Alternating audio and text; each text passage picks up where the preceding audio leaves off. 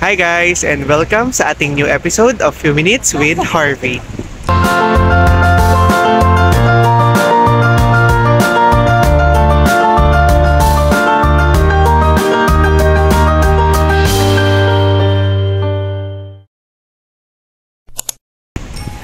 So for today's video guys, ito ay part lang nung day 1 namin dahil magpupunta nga kami ng Christmas market nila dito sa Potsdamer Platz. So kung bago ka lang sa ating channel, do not forget to like, comment, share, subscribe, and pakihit na din ang notification bell para maging updated ka sa lahat ng ating uploads. So ngayon habang naglalakad kami, inumpisahan ko na rin yung intro para hindi ako mahirapan dahil separate vlog talaga natin itong Christmas market na to dahil isa to sa mga highlight ng Germany trip natin during this Christmas season. So samahan nyo kami habang tumatawid kami dito sa baha. Okay, and then pakita ko siya sa inyo sa kabila. So yan guys, nandito na kami. So excited na akong makatikim ng beer, ng German sausage, and ng kung ano-ano pong pagkain dito. So balitaan natin kayo kung ano yung mga nandito sa kanila. So ayan yung mga choices guys. Potato chips, crazy fries, sweet potato fries, potato wedges, french fries, diba iba-iba yung fries. Ito mga pretzels. Ito meron din ito ako nakita sa Winter Wonderland nito eh. Yung mga ganyan kalaking pizza pretzels. So ayan guys. Then meron ding iba-iba pang choices. Sorry Micah. And then meron ding ice slide dun sa kabilang side na yon. So i-montage ko lang siya para mas ma-appreciate nyo.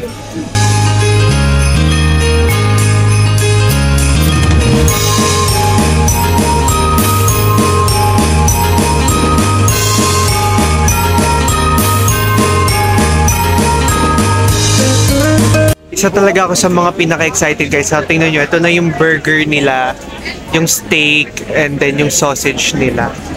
So for sure magta-try tayo na ito dahil first attempt natin to for some German food. Then balitaan natin kayo. And ito na yung pinaka-kinakaantay nating beer. So excited tayo. Dahil gusto ko rin mag-beer guys. Wait lang, bibili na kayo ngayon? Mag-iikot pa. So kukuha din ako ng reels ko para naman sa Instagram stories and para pang compilation ko din. Then hopefully makita nyo rin siya dun sa Facebook account natin and sa Instagram account natin as we post something. Meron din ditong souvenir area na more or less in mug. And may mga Christmas light section din siya. So ang napansin ko lang talaga din dito, ang colorful talaga ng ano nila, no? Ng mga scarves. Buhay na buhay. Hindi siya ganun kalaki guys, medyo maliit lang siya. Pero may mapupuntahan din tayong iba for sure. May pupuntahan pa tayo sa Diana, di ba? Yung malapit dun sa nadaanan natin kanina. Hindi, ngayon din. Then tomorrow ulit. So ayan yung vicinity. May mga ilang close. Pero syempre, vlog pa rin natin yan. Dahil sayang ang content natin. Then ito naman yata yung mga nuts. I'm not sure if mga nuts ba talaga siya. Ang bango din nun. Ano yun? Ito. Mga donuts. Ano yung mga donuts? Yes, yung Kinder. 4 euros lang siya guys. Sobrang mura niya. Kung i-convert siya sa atin, 2 pounds lang siya sa UK. And 100 something lang siya in Philippine peso. So diba, sobrang cheap. Then punta tayo dito sa kabila. May Nutella. Ito, mga crepes naman ito. Dami mo din option. So maglalakad pa sila Diana dun sa kabila. I don't think meron pa sila makikita kasi mga parang souvenir shop na lang siya. Souvenir shop na lang ba siya? Oo. So ito yung iba. Ano to, mga nuts? I think, no? Mga nuts na siya. May for 100 gram, meron kang 6 euros. Ayan guys. Dinadire-diretso ko na para isang salpakan na lang to. Alam ko medyo hindi siya typical na vlog na ginagawa natin kasi I'm trying na i-improve nga. Pero this one, pagsasama-samahin lang natin siya habang naghahanap tayo ng pagkain. Ikat ko muna dito guys and then balitaan ko kayo kung ano yung food. Then syempre, papakita ko rin sa inyo. I-video din natin yan of course. So yan ay parang siopaw something. So bumili si Diana ng parang siopaw. Then tikman natin. Magtaas ang tingin namin sa'yo, Micah. Then parang siopaw daw siya na lasang Tinapay na may condensed milk. Tapos may apple jam. sarap siya guys. At malasa siya. Ay mo, di ko magawa. Arte. Sarap siya. Wait, nagsasaw. Fairness. Sasa mo ko. So yan, yun yung binili ni Diana. Ayun, yung siopaw dun sa gitna. So ngayon si Micah ay bibili ng nung fries doon sa kabilang side. Bibili ka Micah? Yung crazy fries para daw maloka din siya. Yung curly fries na Jollibee. Yeah. So bibili daw si Micah ng fries then i-video din natin kung ano yung lasa niya. Cut ko muna ulit. Guys, isa sa mga concern dito is hindi sila natanggap ng card payment. So may advantage pa rin si France on that end. Na si France ay tumatanggap ng mga card payments lang. Dito mostly cash basis. So naghahanap pa kami ng mapapag-withdrawhan para makakain kami ng food. Kasi sayang naman, mukhang masarap yung mga binibenta nila dito and masarap yung food. Appetizing din, sobrang aromatic nung amoy. If ever lang na makita nyo lang talaga siya. Wait lang, baka maka-copyright tayo kasi naririnig si Justin Bieber. So, ayun, mahanap muna kami ng mapapag-withdrawhan, then update ko ulit kayo. Pero yung nakain ni Diana, pwede yung card. Pumayag doon ng card. Kasi sabi na, parang naawa yata si ate. Sabi, no cash? You have no cash? Sagot ni Diana, yes. So yung pinayagan siya. Dapat daw minimum 10 euro. So yun, baba muna kami, then update namin kayo kapag nakakuha kami ng pera. Or kung hindi, mga hold up na lang kami dito. Gaga.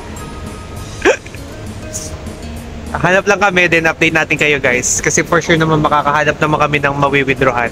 At ang pinakakalokohan at katangahan, kahit nasa loob na ako, nakapayong pa din. Okay, cut muna natin dito and i-update natin kayo. Napag-desisyon na namin guys, nakapag-withdraw pala kami successfully. Nakapag-withdraw kami ng 100 euro and i-appreciate nyo muna yung Christmas tree dyan sa kabilang side. Andito pala kami sa Mall of Berlin. And sobrang ganda ng Christmas tree nila. Walang-wala yung Christmas tree sa London. Sobrang effort. And napag-desisyonan pala namin guys na lumipat ng Christmas market kasi yun ang maganda dito, napakadaming Christmas market. Sa may Alexanderplatz, doon kami mag-Christmas market at doon na rin kami kakain ng iba pang food. Yung kinain ni Diana, so karugtong pa rin to ng vlog natin doon sa Christmas market vlog natin. Then tsaka na lang natin idadagdag yung ibang content doon sa part 1 para din hindi tayo masyadong magulo. So, sobrang ganda niya guys. Gagawa lang muna ako ng reels. Magpipicture din ako if ever. And then, tsaka tayo sasakay ng train papunta doon sa Christmas market na isa. Nakasama pa rin naman of course dito sa vlog na to. So, watch out lang guys and hopefully hindi kayo naboboard kasi ako sobrang ganda. Sobrang na-appreciate ko yung Christmas thing. Yun din pala yung isang main reason bakit kami pumunta ng Germany. Unang-unang reason namin is gusto namin makita si Majoy. Katulad nga sabi ko sa inyo kanina or dun sa isang vlog. And yung second naman is ma-appreciate and ma-enjoy namin yung feels ng Christmas market dito sa Germany dahil yun nga yung naging mantra nila na kailangan maganda yung celebration nila during Christmas. So kuha lang muna tayo ng picture guys and i-update ko kayo mamaya. At dito na kami sa Alexanderplatz na Christmas market. So ito na yung karugtong nung isang part na dun sa may kung saan man yung isa. Hindi ko mabanggit. So ito parang gusto kong bumili ng card holders pero baka mahal and mas maganda yung itsura dito compared dun sa isa. Mas maganda yung design pero mas kaunti. ang pagkain compared doon sa kanina. Then kanina pa ako, alam nyo guys, kanina pa ako takam na takam dito sa mga donuts na to. Kami tingnan nyo, oh. Then may crepes din dyan sa kabilang side. May churros na din dun sa kabilang section. Nagpipicture sila ako, naglilibot na ako. Kasi para maisama ko kayo. Then, bago kami umuwi, I'll make sure na makakainom ako ng isang beer para masabi ko sa inyo. Dito may churros section. Then, mga souvenirs na. Oh my goodness, nakakatakot mag-vlog kasi baka maano tayo, makapirate tayo kasi nakanta si Ariana Grande. Hopefully, hindi siya makita at marinig maigi. Then, ito naman ay yung German sausage na. Kakain din tayo niyan mamaya. Although, meron din naman dun sa hotel daw. Ikat ko lang ng mabilis para naman hindi tayo makapiright kasi nakakatakot guys pag nakapiright tayo. Pabalik lang ako dun sa umpisa para naman kumuha ako ng reels and makapag-post din ako on my own dun sa Instagram reels ko kasi pinaplano ko siyang buuin every country na mapuntahan ko na may story ako nung mga napuntahan ko para din for my personal feed sa Instagram. So ikat ko muna dito and balik ako afterwards. Actually guys, meron pa dun sa kabilang side. Lilibutin din natin siya. Kaso natatakot na ako mag-vlog kasi may nagpapatugtog eh. Baka hindi natin siya marinig ng maayos and baka makapiright siya. So ayun, cut natin muna guys kasi ayoko makapiright. Sayang yung mapa-vlog natin.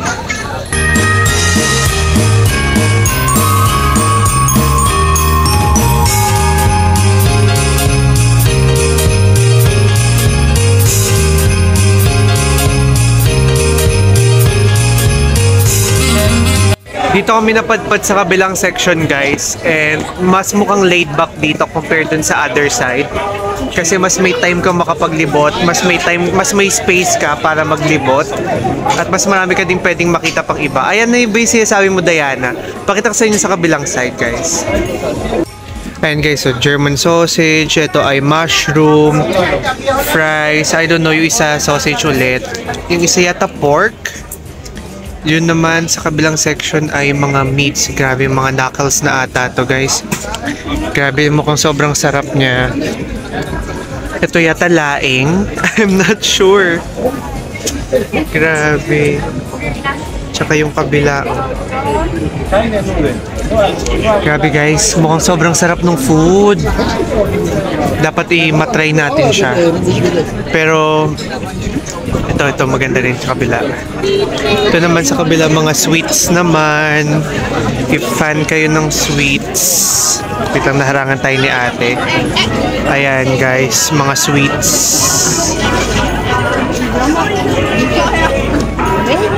So ngayon, habang nagbi-video ako, nawawala na naman sila Diana. Ito din yung katulad kanina, parang mga popcorns and nuts din tong mga to. So i-cap muna natin dito and ayun, baka mawala na naman kasi ako. So inantay nila ako. Libot muna kami, din nahanap kami ng final na makakain. Pero more or less matry natin yung sausage nila. To crepes naman to. Ayan guys, so umorder kami ni Diana nito. Hati na lang kami kasi mukhang hindi naman namin siya maubos. So sabi na lang namin, i-cut na lang niya into half. Ayan, piniprepare nila yung meal. Yung isa kanina appetizing. Pero sa video ko sa portrait ko for Instagram, ayan, tinan kung gaano kalaki. Dinahatiin into half yan. Then, syempre, video hindi natin kapag kumakain na tayo. As mga Diana, how much kapag nag-add nung mushrooms? Nasaan? Sige nga. Champignon yung mushroom. 8? Mushroom lang. Siguro yun. Maybe it's too much. Wag na. So, ayan na siya. Isa kay Diana. Yan. Tingnan mo naman kung gaano kalaki yan, no? Then, one for me as well. Mine. Thank you. So, ikat natin dito guys, then tikman natin, okay? Okay guys, tikman na natin siya.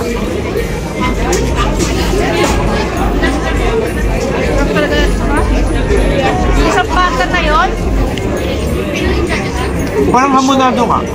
Ang sarap. Pero lagyan natin ito para mas masarap siya. Sige, cut mo na. Guys, hindi ko gusto kong maging wet look pero nauulan-ulanan kasi din tayo. Sarap din tong binili ni Micah.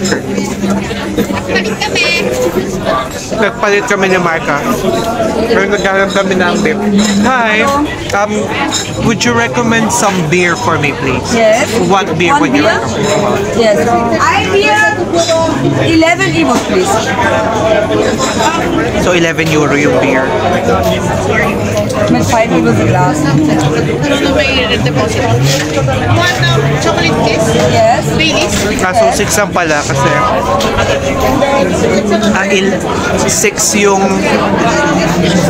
6 yung beer, then 5 yung deposit ng glass nila. So ayan, pakita ko sa inyo yung beer ko. So ito yung beer ko, guys. 35. Berliner. I'm not sure kung yun nga yung name ng beer, pero usually naman kung ano yung glass, yun din yung beer nila. So titikman natin siya guys in a bit. Kain lang muna kain lang tayo, tabi lang din tayo. And then maglalagay sila ng hot chocolate with Baileys. So ayun, update ko kayo guys and titikman natin lahat.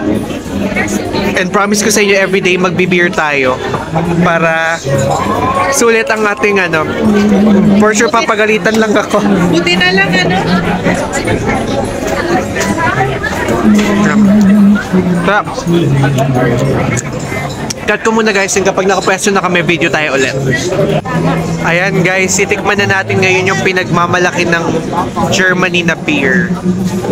So, ito ay 6 euro and 11 yung binayaran ko kasi may 5 pa na deposit. Pag binalik mo, ibabalik naman nila yung 5 euro mo. So, tikman natin siya guys.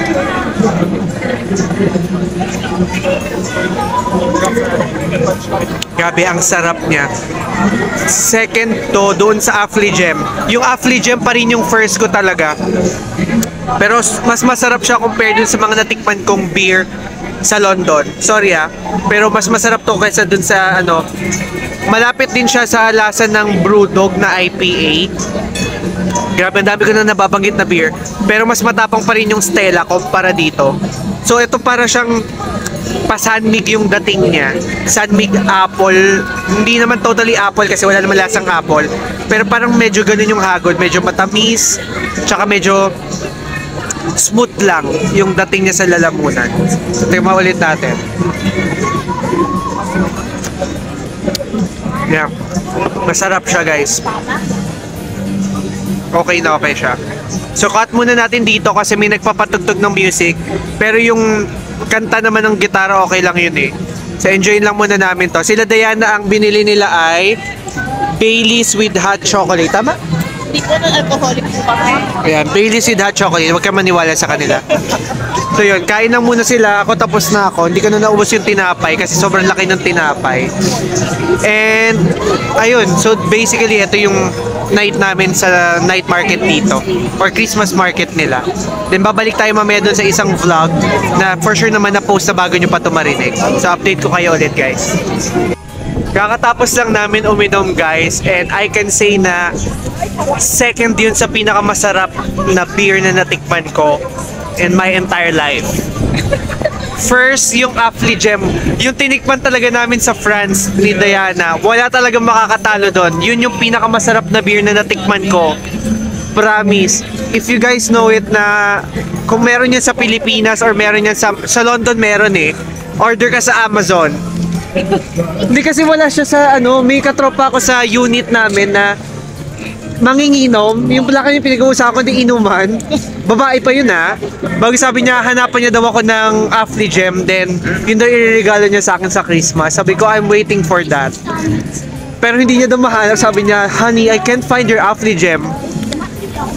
Pero grabe guys, yun yung pinakamasarap na beer na natikman ko, yung Affligem, promise.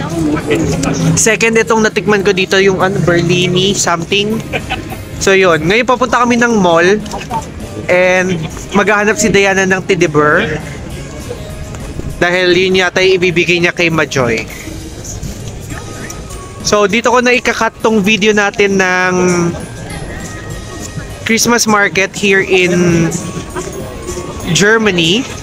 And babalik na tayo dun sa first content natin kasi kailangan din natin siya tapusin ng simultaneously. So if ever guys na natuwa ka sa ating content and kung lahat ng nakita mong food, ano yung feeling mo na pinakamasarap, and paki-comment yan sa baba. Huwag mo na rin kalimutan i-like, mag-comment ka, i-share yung video, and please subscribe. And please hit the notification bell para updated ka din sa lahat ng ating uploads. So thank you so much and see you again sa ating next vlog. Bye-bye!